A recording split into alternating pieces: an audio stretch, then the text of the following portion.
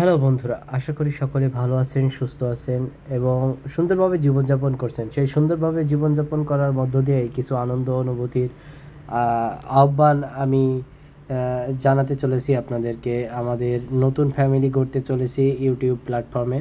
আশা করি প্রথম থেকে শেষ পর্যন্ত আপনারা আমার সঙ্গে থাকবেন এবং সেই সঙ্গে সঙ্গে আমি প্রতিদিন চেষ্টা করব নতুন নতুন কিছু অ্যানিম রিভিউ নিয়ে আসার।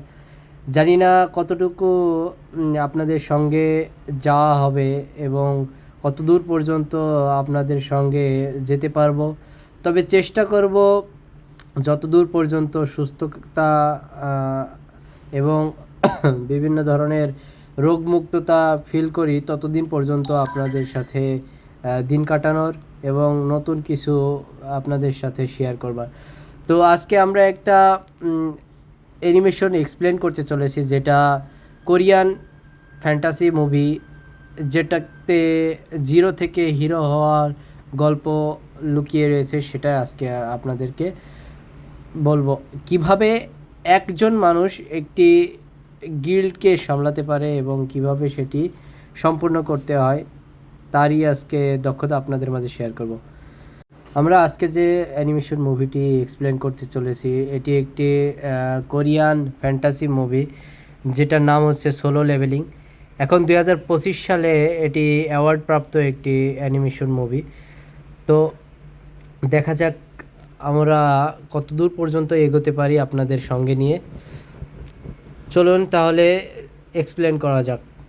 মুভিটির প্রথমে আমাদেরকে দেখানো হয় জিনাস গিল্ডের লোকেরা অ্যান্টের সঙ্গে ফাইট করতেছে। এখানে হঠাৎ করেই অনেকগুলো লাল পিঁপড়ের সঙ্গে কিছু ধরনের বস সাদা পিঁপড়ে চলে আসে। এগুলোকে তারা একে একে মারতে শুরু করে এবং তারপরে দেখা যায় এখানে অনেকগুলো সাদা পিঁপড়ে অর্থাৎ হোয়াইট অ্যান্টের সম্মুখীন হয় এবং একে একে সকলে একদিকে আসতে থাকে। এর মধ্যে যারা র্যাঙ্ক ডি এ রয়েছে তারা একে একে খুব ইজিলিভাবেই এইগুলো মারতে শুরু করে এবং সংলি যে আছে এর কাছে আগুনের পাওয়ার রয়েছে। এর সমস্ত অ্যান্টগুলোকে এক পাওয়ারেই জ্বালিয়ে পুড়িয়ে দেয় এবং বাকি যে র্যাঙ্ক ই এবং র্যাঙ্ক সি এরা রয়েছে তারা বাকিগুলো মারতে থাকে। এর সঙ্গে সঙ্গে যারা ডেঞ্জার্সের ভিতরে অর্থাৎ যে গেটটি ওপেন হয় সেই পোর্টালের ভিতরে রয়েছে, তারাও গবলিনের সঙ্গে ফাইট করতে থাকে। এর মধ্যে দুইজন র্যাঙ্ক সি এতে এবং আমাদের নায়ক র্যাঙ্ক ই অর্থাৎ ই র্যাঙ্কের হান্টার হিসেবে গণ্য। অর্থাৎ ই র্যাঙ্ক হচ্ছে একটি লেভেল রয়েছে র্যাঙ্কের, A B C D E. ই হচ্ছে সর্বনিম্ন পদ। এরপর সিন শিফট হয় সাং জিনবু আমাদের নায়কের স্কুলের। সে হাঁটতে হাঁটতে যাচ্ছিল এবং তাকে দেখে তার টিম মেম্বাররা আনন্দ অনুভূতি করছিল এবং তার সঙ্গে আড্ডা দিচ্ছিল এবং তাকে বলে, হাই জিনবু, কেমন আছো? আশা করা যায় তোমার পোর্টালের ভিতরে দিনগুলো ভালো কেটেছে। এরপর দেখানো হয় আমাদের নায়িকা জহিকে। জহি হচ্ছে একটি হিলার। জহি এবং সান জিনবু অনেকক্ষণ বসে তারা গল্প করে এবং বলে, জিনবু, তোমার দিনগুলো আশা করি ভালো কেটেছে, কিন্তু তুমি তোমার বোকামির জন্য জীবন দিতে পারো, জানো? তবে সে বকাঝকা করে সাং জিনবুকে এবং এরপর ক্ল্যান লিডার জনের সঙ্গে দেখা হয় এবং সে বলে, নেক্সট আমাদের মিশন রয়েছে ডি র্যাঙ্কের একটি গেটে, সকলে সেখানে উপস্থিত থাকবে যথাসময়ে। এরপর ডি র্যাঙ্কের যে গেটটি রয়েছে সেটার ভিতরে সকলে যায় এবং সান জিনবুর হাতে একটি তরোয়াল থাকে। এটা আসলে একটি নিম্ন পদের তরোয়াল। সে পরিবারের কথা চিন্তা করে সেই ডি র্যাঙ্কের গেটের ভিতরে চলে যায় এবং অনেকগুলো গবলিন সে মারতে সক্ষম হয়। সে একটি গবলিন মারে এবং নানা ক্রিস্টাল পায়। এই ক্রিস্টালগুলো বেচে তারা বড় বড় ধরনের এইরকম তরোয়াল নেয়, যেগুলোর অনেক পাওয়ার এবং অ্যাবিলিটি থাকে। হান্টার গিল অ্যাসোসিয়েশনের কাছ থেকে এগুলো কিনে থাকে তারা মানা ক্রিস্টাল দিয়ে। এরপর হঠাৎ করে একটি গবলিন সাং জিনবো এর ওপর অ্যাটাক করে এবং সে এটা থেকে বিরত থাকতে সক্ষম হয় এবং তার তরোয়ালে একটি ক্র্যাক চলে আসে। এরপর সে উঠে আবার যখন গবলিনকে মারতে যায় তখন তার তরোয়ালটি ভেঙে যায় এবং গবলিন সাং জিনবো এর পেটের ভিতরে তরোয়ালটি ঢুকে দিতে সক্ষম হয়। এরপর তার টিম মেম্বার এসে তাকে বাঁচিয়ে নেয় এবং জহি তাকে গিয়ে হিল করে। বাকি যে টিম মেম্বারগুলো ছিল তারা ডি র্যাঙ্কে ছিল, তারা খুবই শক্তিশালী ছিল। তারা একটি উল্ফ বিস্ট কিংকে মেরে ফেলে এবং সাং জিনবু হতাশ হয় যে শুধুমাত্র একটি মানা ক্রিস্টাল। এরপর এরপর হঠাৎ করে একজন চিল্লে ওঠে যে সকলে এদিকে এদিকে এদিকে তাকাও, এদিকে একটা গুহা দেখতে পাচ্ছি, হয়তোবা এই গুহার পরেই বস লেভেলের কিছু রয়েছে। সকলে সেখানে যায় এবং বলে যে এখানে একটি বস লেভেলের গেট রয়েছে, এই গেটের ভিতরে সকলে যেতে হবে এবং এই মিশনটি কমপ্লিট করতে হবে। কে যাবে? চলো এখানে ভোটিং সিস্টেম করা যাক। তো সকলে যখন ভোটিং সিস্টেম করে, এখানে জহি হঠাৎ করে ঘাবড়ে যায় এবং বলে, কেননা জহি তো একজন হিলার মাত্র, তার কাছে স্কিল নেই। আর আমাদের সাংজিনবু এখনও দুর্বল, সে ডি র্যাঙ্কের একজন হান্টার। সে একটি মাত্র মানা ক্রিস্টাল পায় এবং সে চিন্তা করে আমার মা হসপিটালে, বোনের লেখাপড়ার খরচ আমাকে দিতে হবে, এজন্য আমাকে যেতেই হবে যেভাবেই হোক, এতে যদি আমার মৃত্যু আসে তাও যাব। তো এভাবেই যা হয় এবং সেই গেটের মধ্যে যাওয়ার জন্য সে প্রস্তুতি গ্রহণ করে। এরপর সিন শিফট হয় তার বন্ধু একটি হান্টার গিলের অ্যাসোসিয়েশনের ছেলে, যে খুবই টাকা পয়সা, অর্থাৎ হয় না যে বড়লোক যারা হয় তারা শুধু ব্র্যান্ডের জিনিস, কাপড় অথবা আংটি থেকে শুরু করে যাবতীয় সব কিছু ব্র্যান্ডের পরে। তো সেই হান্টার গিল অ্যাসোসিয়েশনের ছেলেরা, এখানে একজন ছিনতাইকারী আসে এবং হঠাৎ করে দেখানো হয় যে একজন হান্টার অ্যাসোসিয়েশনের যে সদস্য সে এসে ছিনতাইকারীগুলোকে মারে এবং তাদের থেকে ব্যাগটি ছিনিয়ে নেয় ও এর এর ইন্ট্রোডিউস করানো হয় এবং সে ওখান থেকে ঘাবড়ে এক জাম্পেই চলে যায়। আবার সিন শিফট হয় আমাদের সেই ডানচাজের ভিতরে, অর্থাৎ সেই পোর্টালের ভিতরে। সেখানে জহি এবং সাংজিনবু চিল্লাচিল্লি করতে যাচ্ছিল। জহি বলছিল, তুমি এখানে কেন আসলে? তুমি একজন ডি র্যাঙ্কের হান্টার, তুমি যে তরোয়ালটি আনছিলে সেটাও এখন তোমার কাছে নেই, সেটি ভেঙে গেছে যে কোনো কারণে। তুমি এখন কিভাবে এখান থেকে বেরোতে পারবা? তো সাংজিনবু বলে, আমার পরিবারের জন্য আমাকে ফাইট নিতে হবে। এরপর তারা গেটের কাছে চলে আসে এবং এখানে সেই ভোটিং সিস্টেম করে একজন গেট ওপেন করে এবং সে ভিতরে যায়। ভিতরে যাওয়ার সঙ্গে সঙ্গেই সেখানকার বাতিগুলো একে একে সব জ্বলে ওঠে এবং পিরোর হান্টার যে পোর্টালটি ছিল, এখানেই শুরু হয় সেই বস লেভেলের কাহিনী। এখানে বিভিন্ন ধরনের বড় বড় মূর্তি ছিল যেগুলো দেখে সকলেই ঘাবড়ে যায় এবং বলে যে এখানে তো কোনো বীজটি দেখতে পাচ্ছি না, অর্থাৎ কোনো ধরনের কোনো বস্তুই দেখতে পাচ্ছি না যারা আমাদেরকে আটক করবে এবং তাদের সঙ্গে আমাদের ফাইট করতে হবে। এরপর সেখানে বিলবোর্ডে একটি কিছু লেখা থাকে এবং বড় যে মূর্তিটি থাকে সেটি সাডেনলি মুভ করতে থাকে, অর্থাৎ তার চোখ দুটো নড়ে ওঠে। এটা কেউ ফিল করতে পারে না। আমাদের নায়ক সাংজিনবো দেখে যে তাদের চোখ নড়তেছে। হঠাৎ করে সে বলে, সকলে সাবধান হয়ে যাও, দেখো মূর্তিগুলো কেমন একটা রিয়াক্ট করতেছে, তোমরা সকলে সাবধানে থাকো এবং সেই মূর্তিগুলোর দিকে লক্ষ্য রাখো। এরপরে দরজাটি বন্ধ হয়ে যায় এবং এদের মধ্যে একজন গিয়ে দরজাটি খুলতে যাওয়ার চেষ্টা করে। যেই সে দরজাতে হাত দেয় অমনি পাশে থাকা একটি যোদ্ধার মূর্তি তাকে কেটে অর্ধেক করে দেয় এবং আবার সেই মূর্তিটি পুনরায় তার জায়গায় ফেরত আসে। এটা দেখে সকলে ঘাবড়ে যায় এবং ভয় পেয়ে যায়, চিল্লাতে থাকে এবং সাংজিনবুর চেহারাটা দেখার মতো ছিল। সে যেন কোন জগতে হারিয়ে যাচ্ছিল ভয়ের এক অদম্য কাহিনীতে। এবং এর সাথে সাথেই আবারও সেই বড় যে মূর্তিটি সেটা লেজার বিম অ্যাটাক করার জন্য প্রস্তুত হয়ে যায়।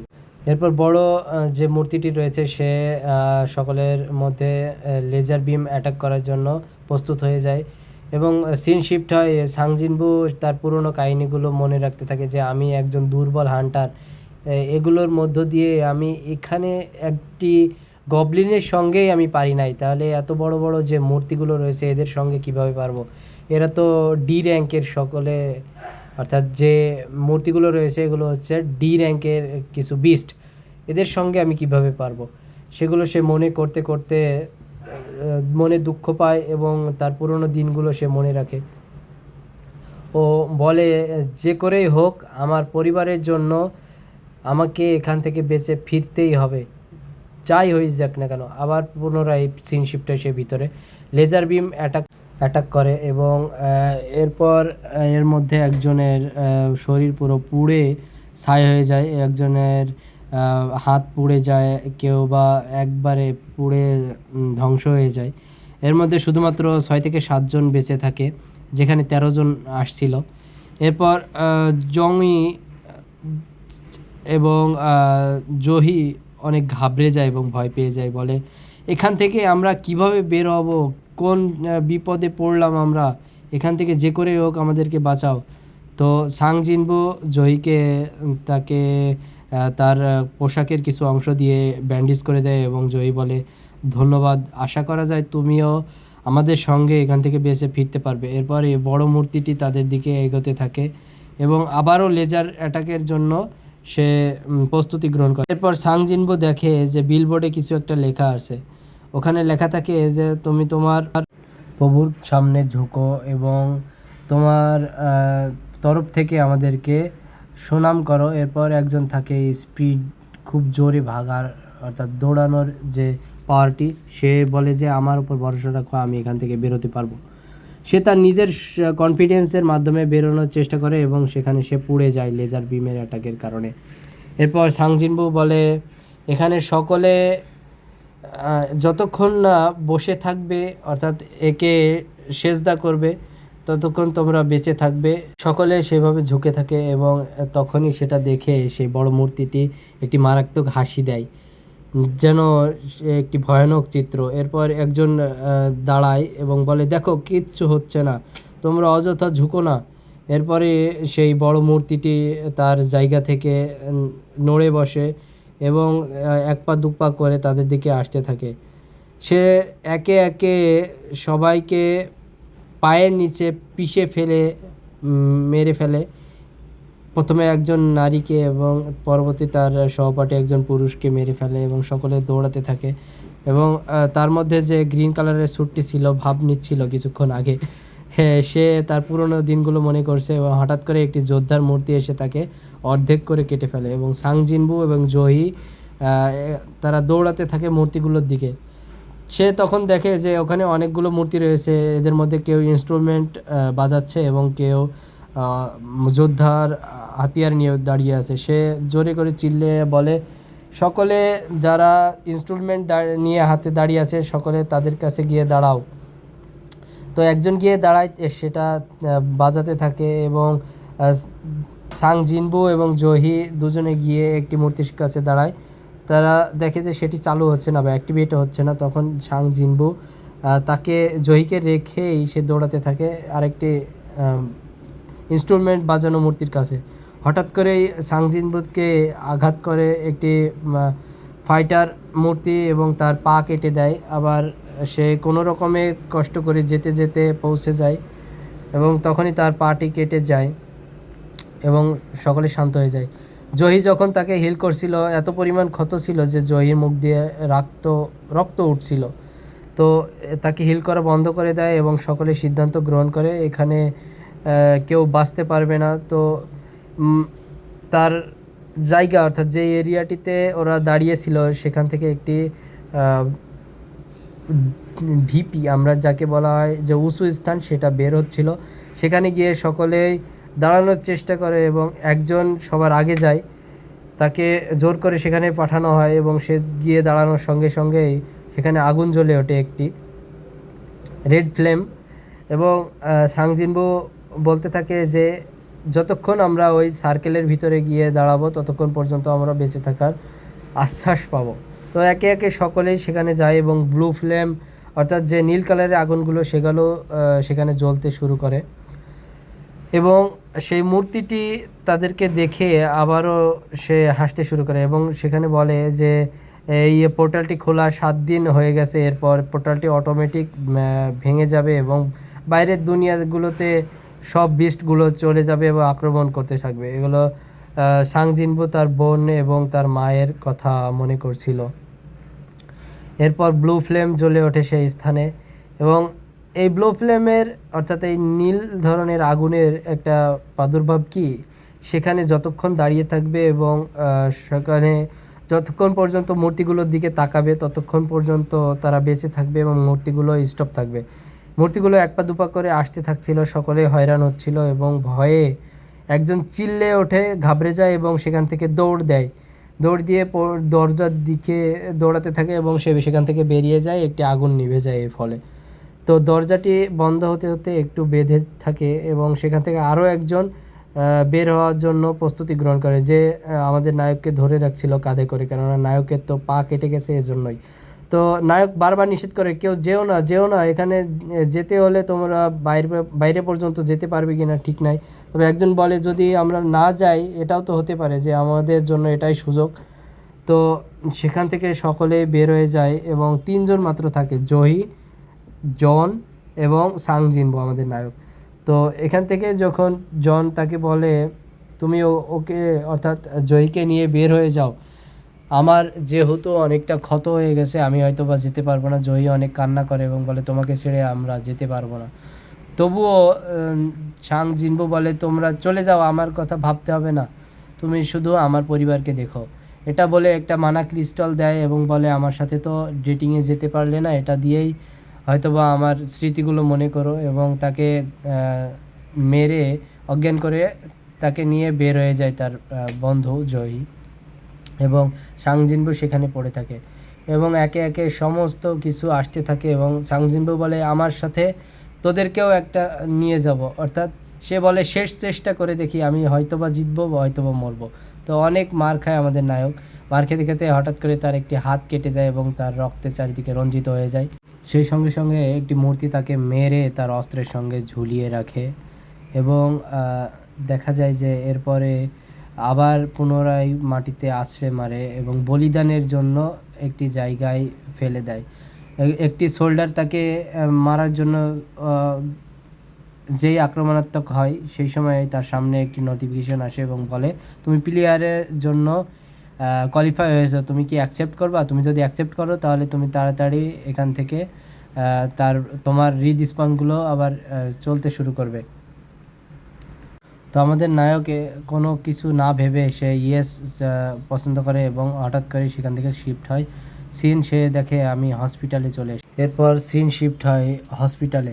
নায়ক দেখে সে হসপিটালে থেকে মাত্র উঠতেছে, সে ভাবে যে আমি কি এতক্ষণ তাহলে একটি ভয়ানক স্বপ্ন দেখছিলাম। আমাদের সাং জিনবো যেন কনফিউজে পড়ে যায় এবং তারপরে তার মনে হয় যে সে তার বডির ভিতরে কিছু একটা ফিল করতেছে। এখানে আমাদের এই পর্বটি শেষ হয়।